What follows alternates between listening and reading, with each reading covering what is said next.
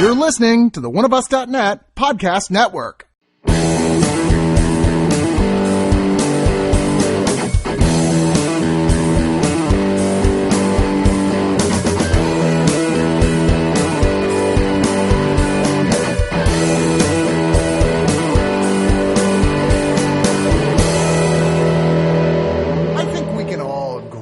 That the summation of feelings that we have about this movie come to... Oh, what did you say, Richard? What in the hell was that? Yeah, that was pretty much exactly what was going through my mind over and over and over again watching the Book of Henry. Well, for me, it was, when is this fucking ending? I knew what the hell it was. I just couldn't believe they were doing it. Oh, no. Let's be honest.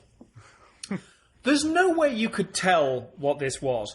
Because this is a movie that, as I was watching it, I was running through every single bad idea that they could possibly execute. And for most of the duration, that's exactly what they did. Yeah. But I have to say, I will give them credit that the final bad idea was an innovatively and creatively terrible one. That was glorious. As it played out, I was like, this is so bad that it's actually, even for me, who have become bittered and jaundiced about much of mainstream cinema, I was sat there going, you know what? You're pushing boundaries in terrible. And points for that. If nothing else, that was the worst new bad ending I've seen this year. I kept having to go while watching it.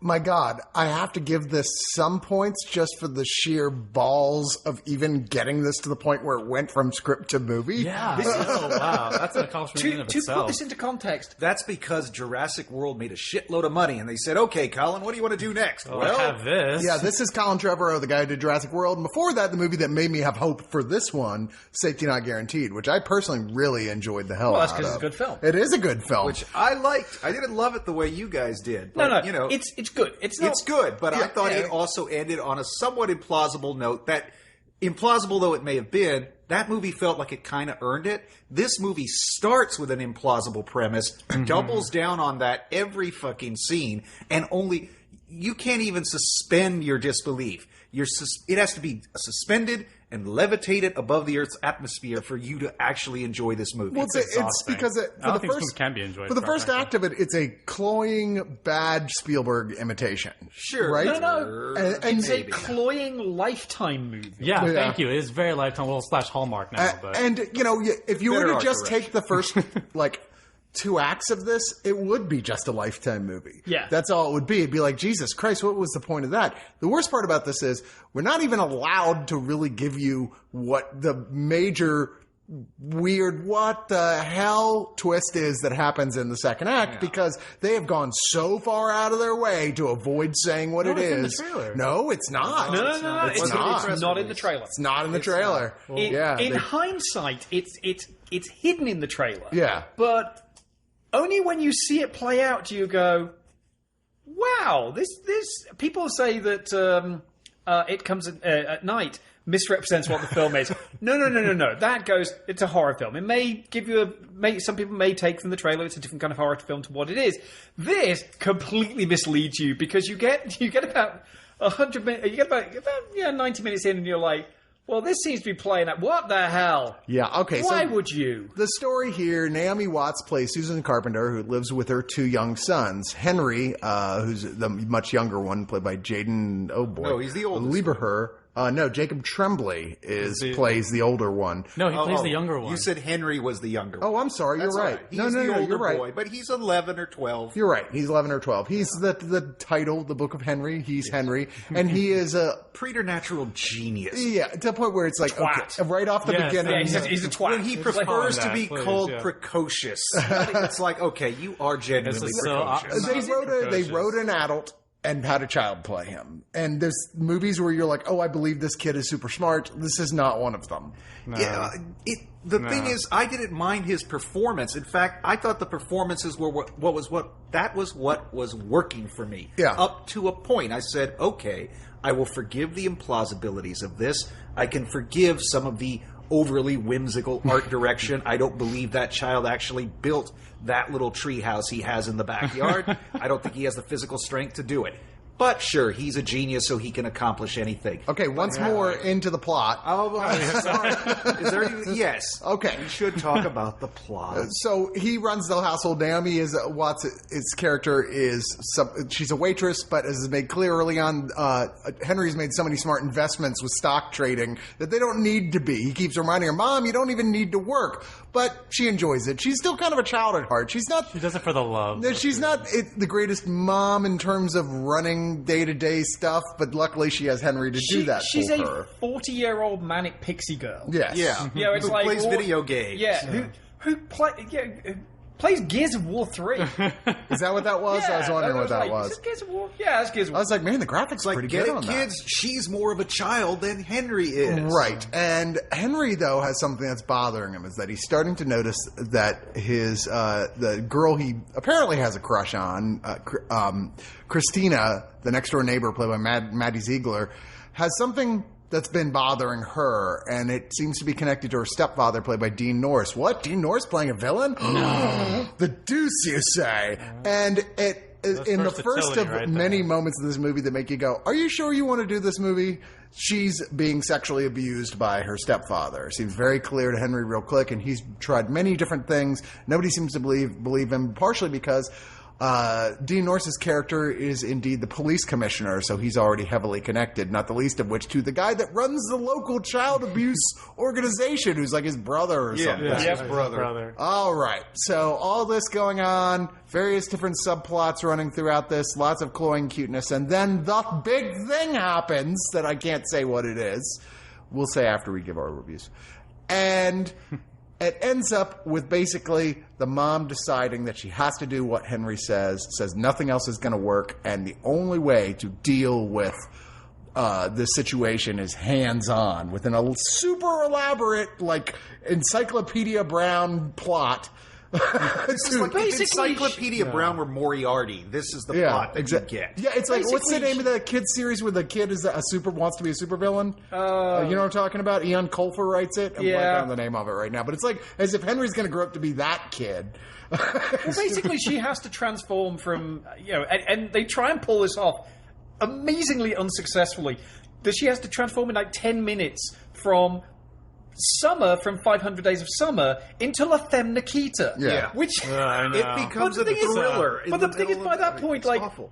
They can almost get away with it because plausibility has gone out the window at every stage. They do it just by putting her in black leather. Done. Yeah. Perfect. Yeah, they did just do that. They were like, let's put her in black leather. And I'm like, okay, while I don't want to complain about Naomi Watts in black leather, mind you, at the same time, you're like, she's ready. This is well past the point we've already gone, what the hell is going on, movie? And you're just kind of sitting there by this point of the film. Do what you want. I don't care anymore. It's got heart, damn it. You're kind of in a state of shock at this point, just going, I have given up on this movie, but I'm still kind of like morbidly curious to see how this is going to play out. Where the hell is this going now? And I almost wish it had taken the darker, more unexpected route, because I kind of would have given it more points at that point for being so off the rails already at that point. Just fuck it. But no, because it wants to be still somewhat sweet and nice while not being Hallmark sweet trappings nice in the at very all end. either. Beyond being contrived, this is so emotionally manipulative. So much so that it just halfway through, it squandered any goodwill I had. Well, it's not helped by Michael Giacchino's kind of cloying soundtrack that is completely at odds with half of the film. You know, that's the problem is that really proves what the value of a good score, because if the score had any kind of ambiguity to it, it could have possibly kind of glued the disparate sections of this film together. But he's doing nice little guitar section, and you're like, you're about to have a child molesting murder. I was like, what the hell is going on? How do you not get that this doesn't work in this scene? I wonder if a lot of this had to do with multiple different takes on the script as it went around, with originally maybe a Hitchcockian type idea, where let's skip all the cloying, treacly stuff. Let's make this a lot darker. Let's go with this, you know what I mean? Like Hannah sort of I thing? feel like there's something here that could have been made into a pretty interesting movie, but you can't have it both ways. You can't have this sweet movie that feels like it's a movie you take your kids to, and this other movie that is definitely not. What was this movie going to be Take for? your I went to kids. the family to go see this. Wait, movie. wait, because this was the best thing. Behind me, Frank, there was a small heard them. child who halfway his parents had taken him, obviously expecting, I don't know, something a little bit more uplifting, and at the end of the second act, this small child just kept going sad. Are you serious? Sad. That was the best moment of the entire audience movie. we were with was I heard them. I heard a few sniffles. I heard heard them too. gas. Yeah, but not like you. I heard They a few were laughs. enjoying it, and I was like, "Oh man, you're actually." But because this is, like I said, it is so emotionally manipulative, and I will give Trevorrow that credit. He is good at manipulating you. The problem I have is like, "Oh man, I don't mind being manipulated. I just don't want you to know Very you're pleasant doing in the it." right circumstance. Actually. Yeah, it's like I would disagree that he is good at it. I never felt affected by Me this in neither. any way, Me shape, or neither, form. at And all. it didn't help, like you mentioned, Giacchino, who is like leading in way too early into every emotional moment with his incredibly overwrought like musical sequences, telling you, okay, get ready, this is how you're going to feel now. I put that in Trevorrow too, because he's the guy who could have said, Michael, maybe that's a little too much. But he did it. He said, no, give me more of that. He was totally okay with it. Okay, I'm gonna insist that we play a quick round of say something nice, because I have one nice thing I can say about this film. Okay. Not about the performances or the... No, something about because the most movie. of those are garbage. There's one good thing, and literally one good thing where I was going like, yay, this is happening now. Ralph Wiggum Kid. Yes. There is a character who turns up, who keeps. He's clearly. He's designed to offset the fact that Henry is so smart that he at one point thinks that he's going to be able to win an Olympic medal in dodgeball, and I swear to God, I just heard Commissioner Clancy Wiggum going, "Ralphie, get off the stage, sweetheart," and he keeps cropping up and doing shit, and he all bar turns up at one point and says, "My sash says Ultraman," and he was glorious. He the was. rest of He this, was. Oh. dog shit. Okay. Oh, Sarah Silverman turning up and going, "My God, Was she I meant should to look like Amy Winehouse? No, she came in looking Seriously. like somebody who should have got an Oscar nomination for I Smile Back and was fucked over by that. And now she's going, screw it, I'll do this. It kind of did feel like that. Yeah. I will say for a movie that, like, at least partially is about sexual abuse of children, she sure gives Henry a boy Woody, doesn't she? Well, in there one is scene. a wildly inappropriate moment there. Yeah. Frank, what about you on the one nice thing? One nice thing to say? Well, Richard took mine. I did like that That kid. is literally the only good thing you could say about this He film. broke up the tension, and, I love when he dropped the mic at the talent show, and, his bad rap. just like, Go banana! The movie should have been about that stupid kid. Yeah, I'm just gonna steal that one back. Yeah, I like that kid. That's it. What about you, Marco? Anything else you can add to that? I love the design of the treehouse, which was whimsical and well constructed and really fun. And I don't believe for a fucking second it exists anywhere in the world, nor would it have been built by an 11-year-old. This is why. No, he's just annoys renting me. it from the Movie Goonies. Treehouse. Yeah, it's a movie treehouse Yeah. built like, oh god, every part of that was just silly. There, like I said early on, I was like, okay, this isn't a really realistic movie. It's designed to be a little fantastical. I will allow these, these little liberties and indulgences.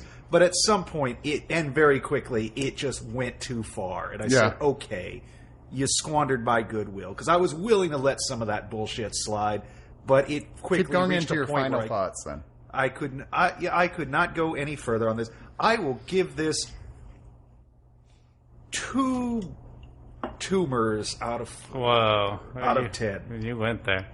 Frank, what about your final thoughts? My mom's in town for a work conference, and so I said, "You want to come to the movie with me?" Oh, no. She was my +1 to this, and afterwards she's like, "Why the hell did you want me to see that?" You're like, "I didn't know what it was." And It wasn't my driving her fault. back, she was like, "God, that was just depressing," and then she scolded me for not making a complete stop on the way back to the hotel.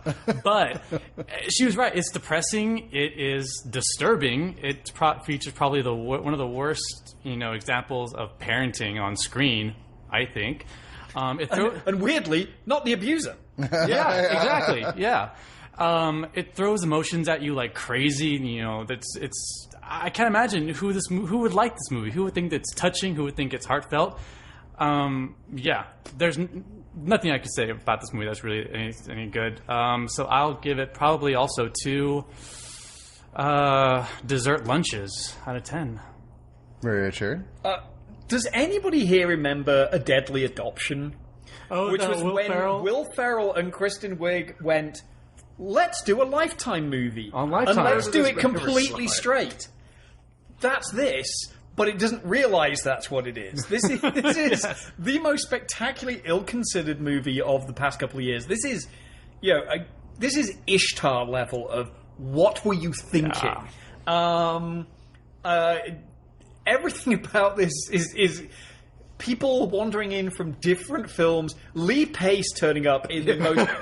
and I'm just going like, you were in Guardians of the Galaxy, you should have kept the face makeup on just for this so nobody recognised you.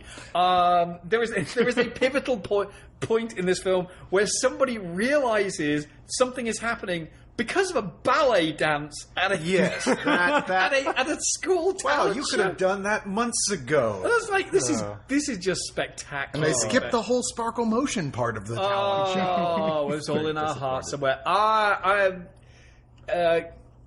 Keeping in the strain of precocious kids overly who are designed to Quote manipulate marks over the precocious your emotions and terrible parenting. I will give this one flaming Blu-ray copy of the 9 Lives of Louis Drax out of 10. I didn't say my one nice thing, which is that I see Bobby Moynihan is moving on from Saturday Night Live. I've always thought he's been their secret weapon for the past 9 years. Yeah. Really talented guy, and he's moving quickly into a lot of film and TV performances. This is the first thing I've seen him in so far. And I was like, oh, Bobby Moynihan, maybe he'll do something cool. Nope. But I'll say it was nice to see him. He and I did hope look to see more of him. ashamed. He did look ashamed to be Literally, He does I've shame never really seen well. anybody less capable of keeping their true emotions as an actor off screen at that moment. I would be ashamed to be associated with this movie as well. This is a wild, explosive train wreck that is not fun to look at. There's nothing about this that... I mean, there's a moment towards the well, let's execute the plan thing where it manages to elevate a bit of tension, but even so, you're just so out of it by that point because it's just so absurd that this movie would make the decisions that it's making that it's hard. You just can't be.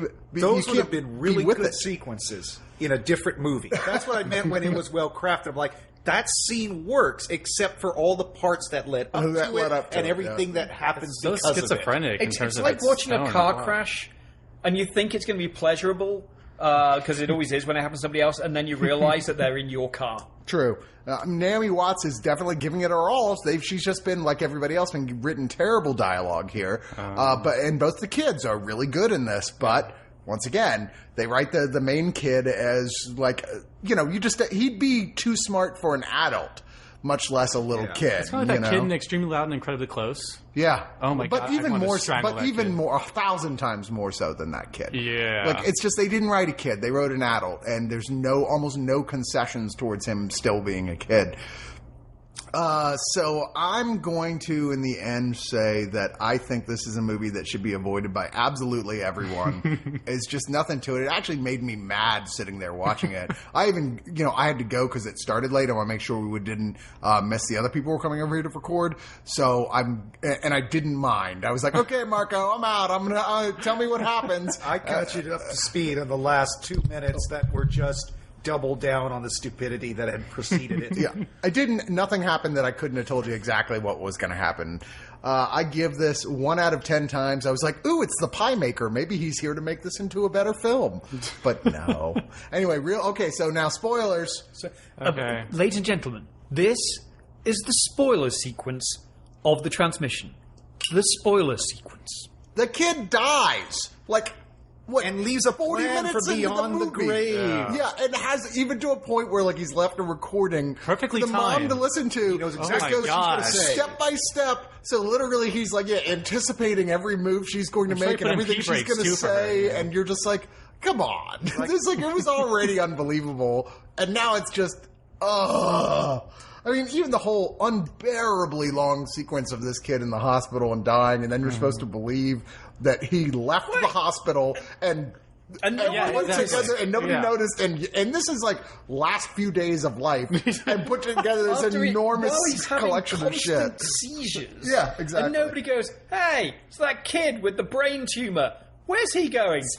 Especially because they already pointed out that if he disconnects them, they already pointed out if he disconnects himself from the machine, the alarms go off. So it's like, and he's connected to the machine that goes bing. Yeah, and people are in his room the whole time, always. So you're like, how exactly did that happen? I don't think it did. Well, the only way it works is my basic theory that he is indeed an evil genius on his way to becoming Lex Luthor, and the tumor saved us from global conquest. That's right. Because that's the problem. It tries to sell him as twee and adorable up to the point when he dies. And then you realize everything he set in motion is to convince manipulate his easily manipulatable mother into killing their neighbor with a high-powered rifle. Right. And you're like, and that's the thing, if you imagine him doing that on screen, he is a horrible character. Yeah, he's the bad seed. He is.